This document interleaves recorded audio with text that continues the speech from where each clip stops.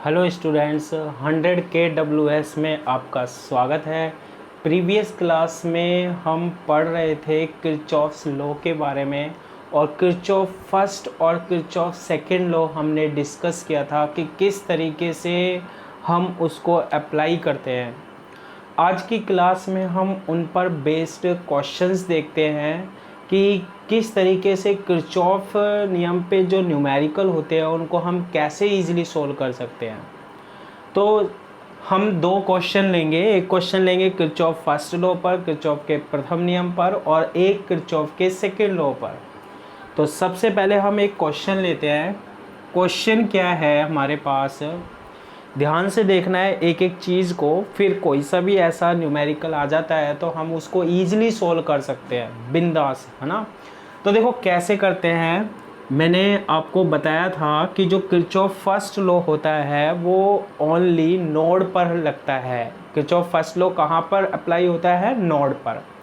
तो ये एक नोड है और इस नोड पर एक करंट आ रही है आपके पास, कितने एम्पियर की? 2 एम्पियर की करंट आ रही है। ऐसे ही यहाँ पर आपके पास आ रही है 3 एम्पियर की करंट, 3 एम्पियर की धारा आ रही है। आई एम्पियर की करंट या धारा आ रही है। इसके बाद 2 एम्पियर की करंट या धारा कहाँ जा रही है? बाहर जा रही है। 8 एम्पियर की करंट या धारा कहाँ जा रही है? बाहर जा रही है। और 1 एम्पियर की करंट या धारा बाहर जा रही है।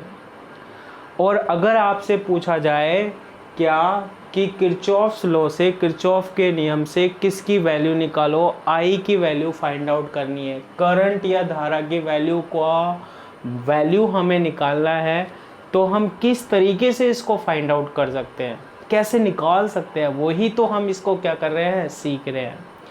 तो देखो किरचॉफ फर्स्ट लॉ जो था वो क्या कहता था कि किसी भी नोड पर जो टोटल करंट होती है उनका एल्जेब्रिक सम इक्वल होता है किसके? 0 के।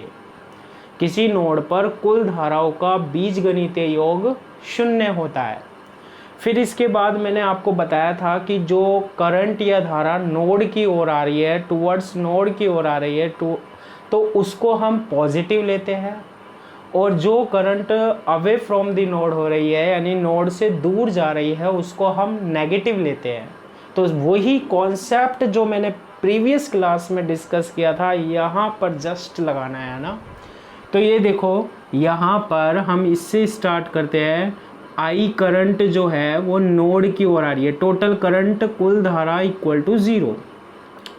आई करंट या धारा कहाँ आ रही है? नोड की ओर आ रही है, तो इसे क्या लेना है? पॉजिटिव लेना है, यानी आई आ गया।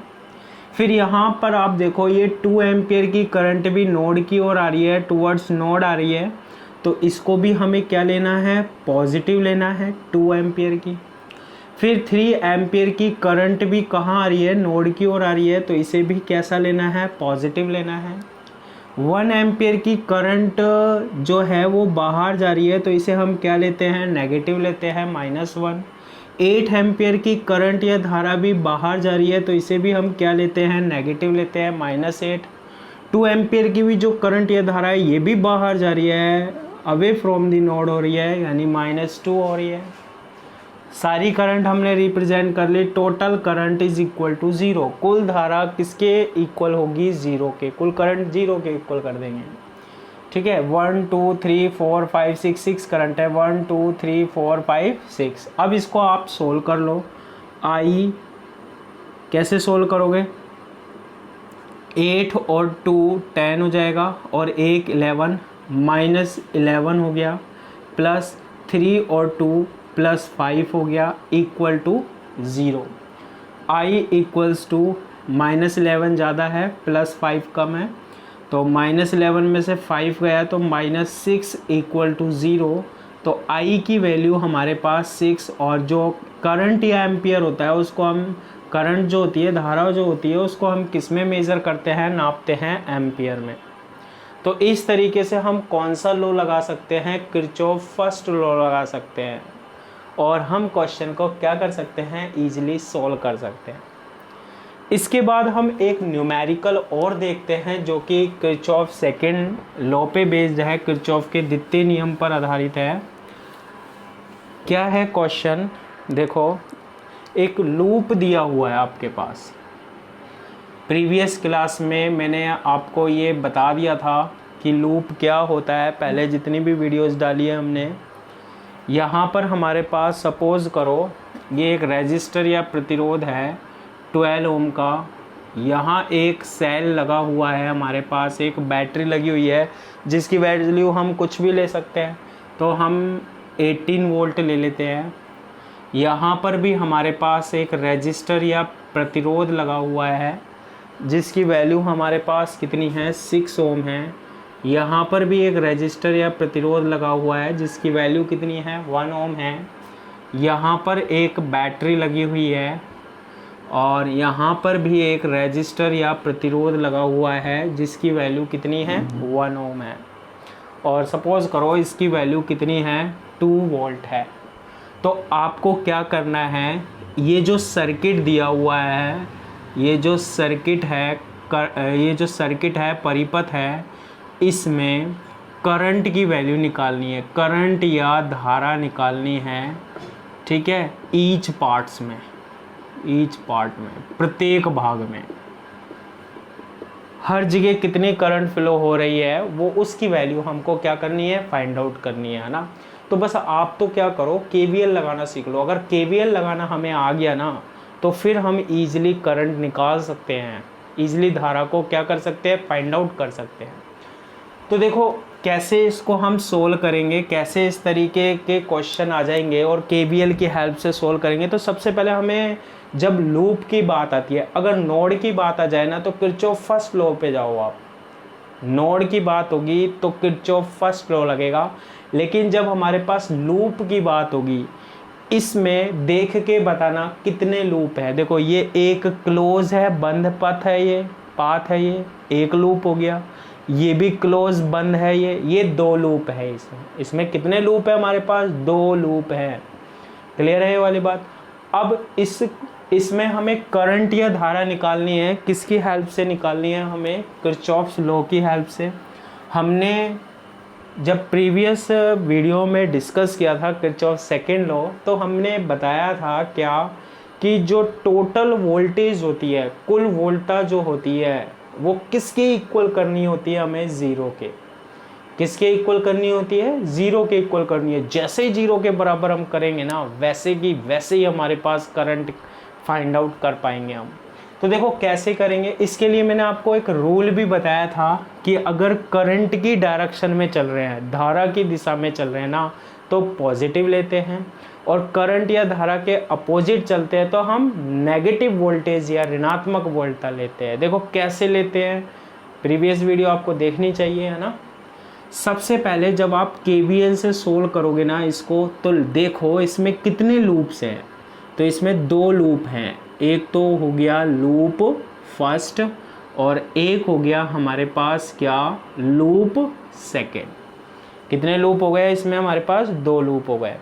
अब यहाँ पर देखो आपके पास 2 बैटरी हैं, सेल है, एक तो है 18 वोल्ट की और एक है हमारे पास 12 वोल्ट की। तो अगर हम इसमें देखें तो ज़्यादा इफेक्ट कौन करेगी, 18 वोल्ट करेगी, है ना। तो हम यहाँ से स्टार्ट करते हैं। सपोज़ करो ये जो 18 वोल्ट की बैटरी है ना, इससे हमारे पास करंट निकलेगी, धारा जाएगी, और सपोज़ करो कितनी करंट जा रही है यहाँ से, I1। ऐसा करना पड़ेगा आपको जब आप किससे सोल्व कर रहे हो, KVL से सोल्व कर रहे हो ना। अब ये जो करंट या धारा है किससे सोल्व कर रहे हैं हम, किरचॉफ वोल्टेज लॉ, किरचॉफ का वोल्टा नियम, सेकेंड नियम। यहाँ से करंट या धारा आ रही है, I1 करंट या धारा इसमें फ्लो होगी। यहाँ पर इसको कितने रास्ते मिल रहे हैं, 2। करंट डिवाइड हो जाती है, बढ़ जाती है। सपोज़ करो यहाँ कितनी करंट निकल के गई आगे, I2। जैसे यहाँ पर 5 एम्पियर की आई, सपोज़ कर लो 3 एम्पियर की आगे गई, तो यहाँ कितने की आएगी, 2 एम्पियर की। यानी यहाँ हम लिख सकते हैं कितनी करंट फ्लो हो रही होगी, I1 माइनस I2 फ्लो हो रही होगी। यही I2 करंट यहाँ से आगे जा रही है, यहाँ आ रही है और फिर यहाँ आ गई, फिर ये यहाँ पर दोबारा मिलकर पहुँच जाती है। तो सबसे पहले आप जब भी KVL लगाओगे तो आप सर्किट या परिपथ में किसको डिनोट कर दोगे, करंट या धारा को, जिस तरीके से मैंने यहाँ पर डिनोट किया है। कॉन्सेप्ट बिल्कुल क्लियर कर लेना है। अब आप क्या करोगे, लूप फर्स्ट लोगे। क्या लेंगे हम, लूप फर्स्ट। अब आपको करना क्या है, लूप फर्स्ट में देखो ये लूप 4 पॉइंट से मिलकर बना है, पॉइंट 1, पॉइंट 2, पॉइंट 3 और पॉइंट 4। अब आपको इसमें क्या लगाना है, KVL लगाना है। तो एक बात ध्यान से सुनना, जब KVL लगाओगे ना तो आप जिस पॉइंट से चल रहे हो ना, घूमकर वहाँ पर ही आना है, वापस रोटेट करके वहाँ पर ही आना है। आप ऐसे भी चल सकते हो या फिर ऐसे भी चल सकते हो, कैसे ही चलो, आपकी मर्जी है। तो देखो हम यहाँ से ऐसे, मैं ऐसे जा रहा हूँ, देखना मेरी ये उंगली ऐसे जा रही है, आगे गया, चलते हुए क्या आ रहा है हमारे पास, ये नेगेटिव साइन होता है। छोटा वाला नेगेटिव होता है और बड़ा वाला क्या होता है, पॉजिटिव होता है। तो ऐसे हम ऊपर गए, चलते हुए क्या आया, नेगेटिव साइन आया, तो हम कितना लिखेंगे, -18 लिख लेंगे। फिर ऐसे ऊपर गए, फिर यहाँ पर क्या आ रहा है, रेजिस्टर या प्रतिरोध आ रहा है। जब करंट की डायरेक्शन में चलते हैं, धारा की दिशा में चल रहे हैं, देखो रेजिस्टर या प्रतिरोध में हम कैसे जा रहे हैं, करंट की दिशा में या धारा की दिशा में, तो प्लस लेते हैं।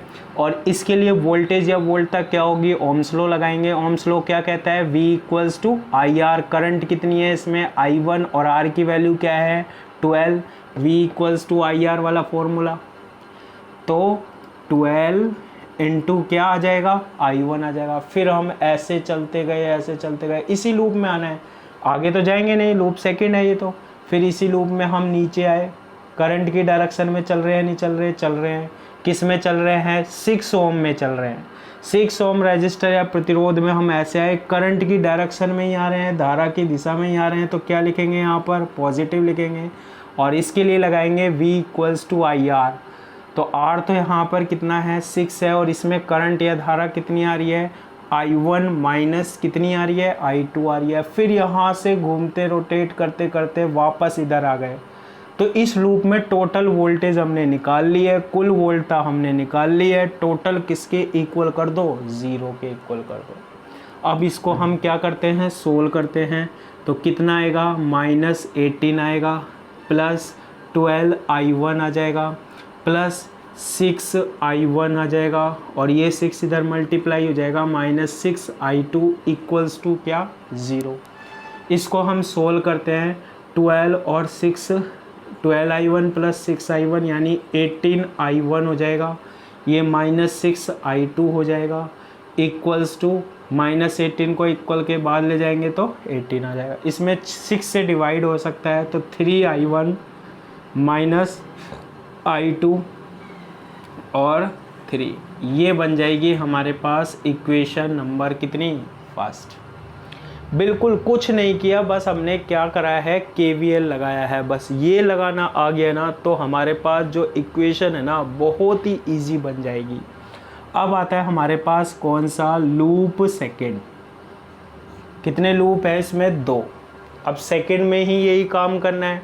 टोटल वोल्टेज, कुल वोल्टता किसके इक्वल करनी होती है हमें, 0 के इक्वल। देखो आप ये लूप को देखो, इसमें भी कितने पॉइंट है हमारे पास, 4 पॉइंट है। कितने पॉइंट है, 4, 1 2 3 और 4। तो जहाँ से चलना होता है ना वापस हमें वहीं पर आना है। अब चाहे आप ऐसे घूम के आ जाओ, चाहे फिर ऐसे घूम के आ जाओ, तो हम तो कहीं से भी चले, हम कोशिश करते हैं हमेशा करंट की डायरेक्शन में, दिशा में चले, है ना। तो देखो मैं यहाँ से स्टार्ट कर रहा हूँ घूमना, मैं ऐसे चला, आगे चलता गया, तो यहाँ पर पहले क्या आया, रेजिस्टर आया, प्रतिरोध आया। तो बताना जरा, करंट की डायरेक्शन में चल रहे हैं, नहीं चल रहे, चल रहे हैं, धारा की दिशा में बढ़ा हूँ मैं आगे। तो ऐसी कंडीशन में इसके लिए वोल्टेज या वोल्टता क्या होती है, V = IR। तो R तो कितना है, 1, और करंट इसमें धारा कितनी है हमारे पास, I2 है।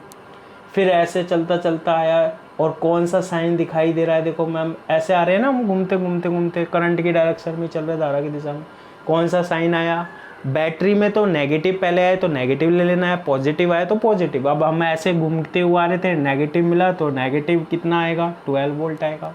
फिर ऐसे आए, ऐसे आए, ऐसे आए, यूँ आ रहे, अब भी देखो करंट इस डायरेक्शन में जा रही है, इस दिशा में जा रहे हैं, हम भी इसी दिशा में जा रहे हैं, तो क्या लिखेंगे, प्लस लिखेंगे। इसके लिए वोल्टेज या volta V equals to i r, यानी 1 इंटू कितनी करंट आ रही है, यहाँ पर देखो I2 ही आ रही है। फिर यहाँ से हम ऐसे गए, यहाँ से स्टार्ट किया था तो यहीं जाना है वापस, अब ऐसे ऊपर गए। अब देखो हम तो ऐसे चलते चलते करते कहाँ जा रहे हैं, यहाँ इस पॉइंट की ओर। करंट ऊपर से आ रही है और हम नीचे से जा रहे हैं।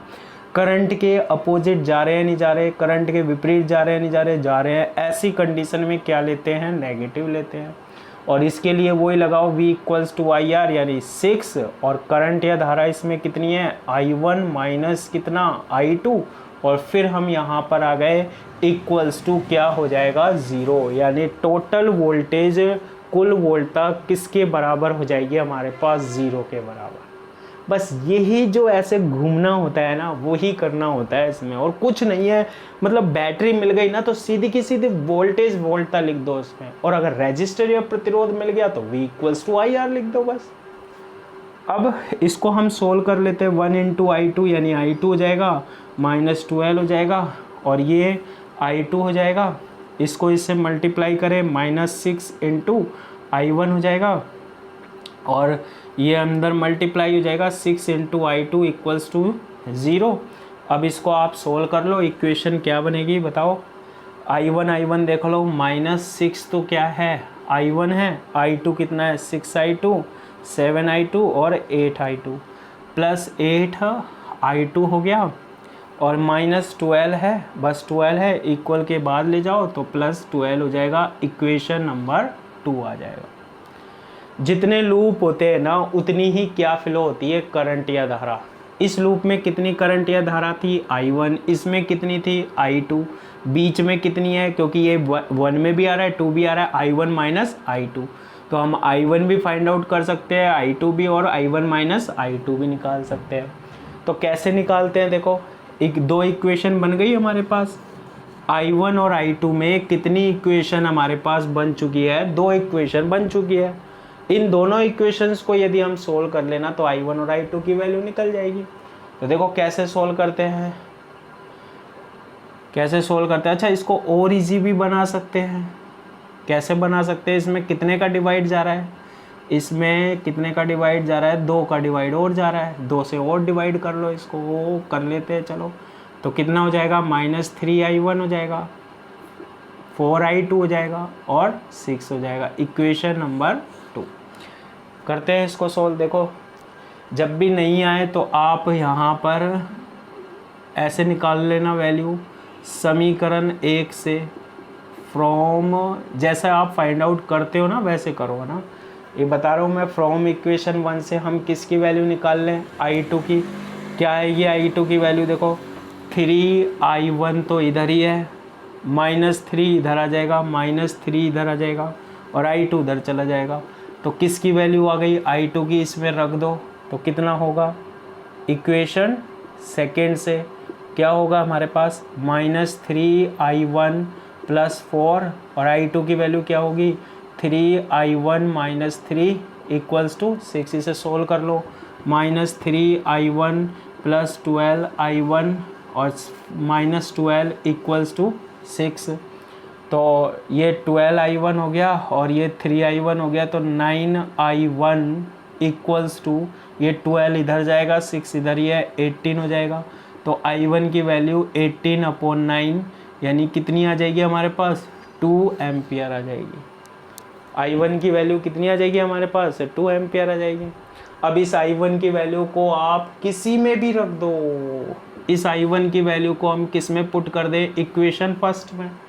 तो किसकी वैल्यू आ जाएगी, I2 की, क्या होगा 3, I1 की वैल्यू कितनी है 2, माइनस क्या होगा I2 = 3, 3 × 2 6 - I2 = 3।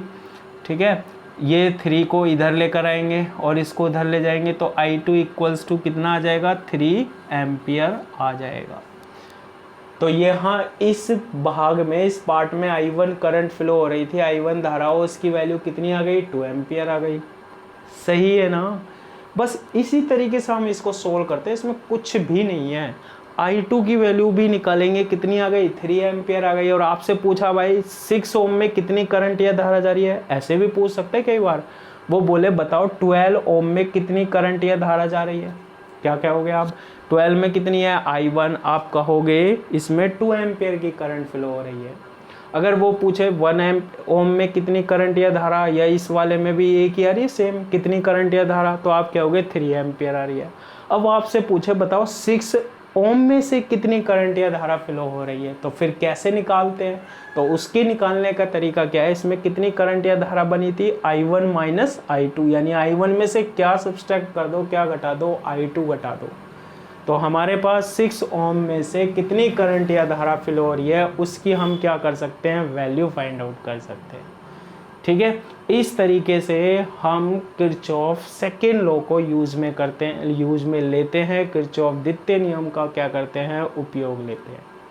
क्लियर है? नेक्स्ट वीडियो में हम डिस्कस करने वाले हैं एक नया टॉपिक। आज के लिए इतना ही, थैंक यू।